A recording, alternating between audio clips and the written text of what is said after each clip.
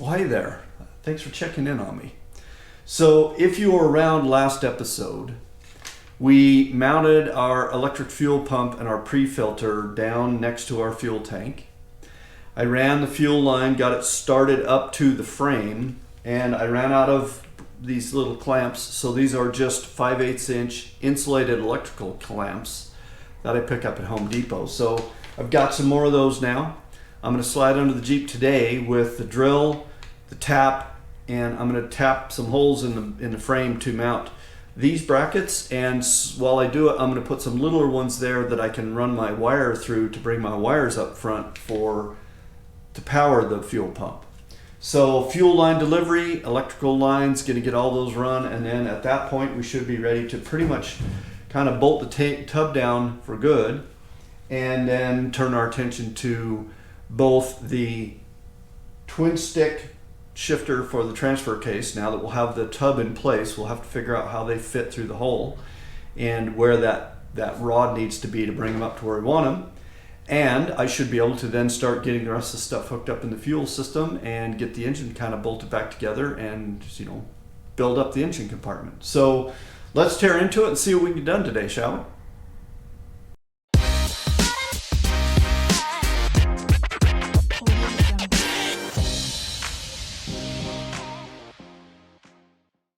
All right, I'm about ready to go underneath the Jeep. I've got wire loom, I've got clamps, I got my hammer and a punch to tap, to punch my holes before I drill them. I got my drill, and over here on the counter, as I said, I went and got some wire.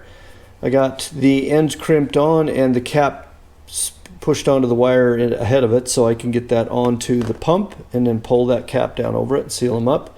I got more hose clamps here.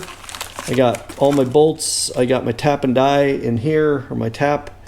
So I'm ready to go. Next time you see me, we're going to be under the Jeep. All right, well, you know how this works. You drill your small hole first, your pilot hole, and that went just fine. I had a nice sharp bit for that, but then the bit that I needed to match my tap size is a 15/64 size drill bit. And unfortunately, the one that I have at this point is really, really dull.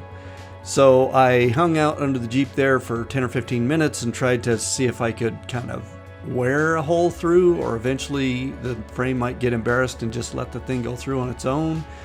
Maybe it would melt through. None of that worked.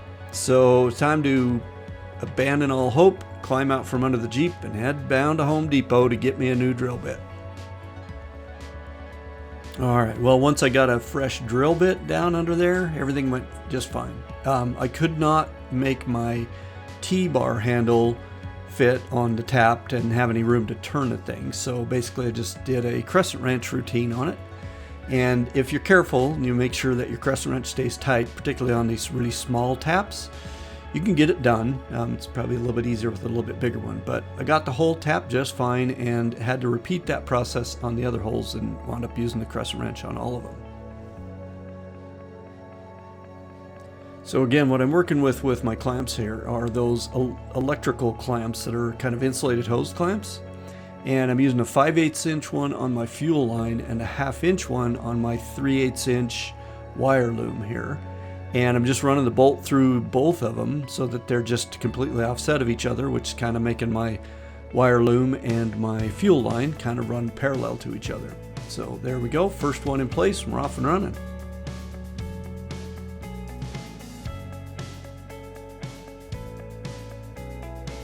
All right, so where I decided to go with this second hole is on the bottom of that cross member right in front of the shock absorber. Now, I do know I'm not 100% comfortable about having the fuel line kind of this close to the shock, although with everything tightened down, I'll have a pretty good loop there, so it won't come in contact with it.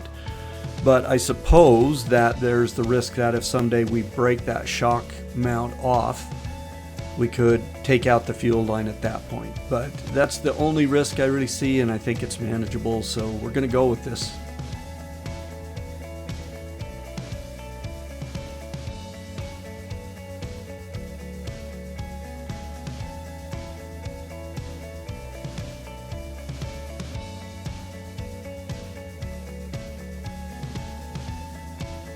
Okay, I know it does look like this hose is a little close to the shock absorber, but again, I can push a little through the clamp, get myself a bigger loop there, and I will do that before I tie this all off. So I will leave some more space between that hose and that shock absorber.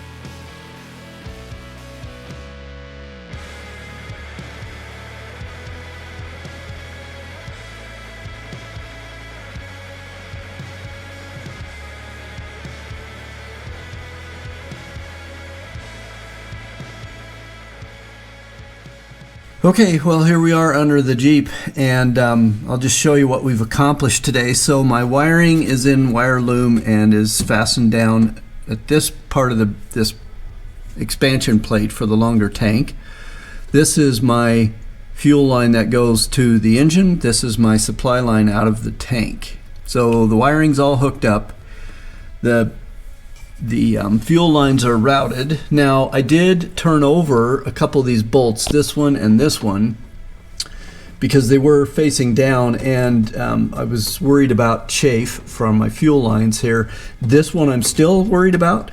So I'm going to do two things. One, I'm going to put a zip strip around it here and here and tie these two together, but I still feel like it might not be a bad idea to get a piece of big hose and just wrap around there just as chafe protection.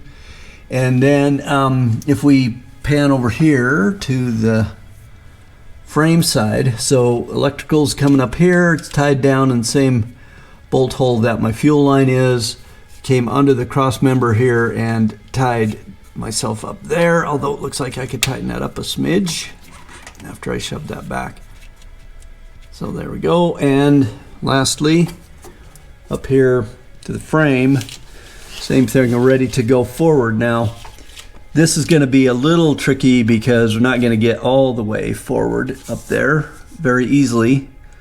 So, I don't know how I'll route all that. Should have routed that before I put the engine in, but I'm not certainly going to lift the engine out again just to run some cables or some plumbing. So anyway, that took a while, and it was a little unhandy because I can't quite sit up straight under here, but I can almost sit up straight. So I'm kind of all hunched over, and I'm not totally satisfied that I got enough length here, but I think, again, just a zip strip here, probably one here. So again, that's my feed line, and it is bracketed up there right at the top, but so it's not touching the frame there, so there shouldn't be any chafe there. But if I do find me some hose that'll fit around this hose fairly tightly, I'm going to kind of put a couple of spots just so it can't wear through. Because the last thing we want is a fuel leak to catch this thing on fire and burn it to the ground, right?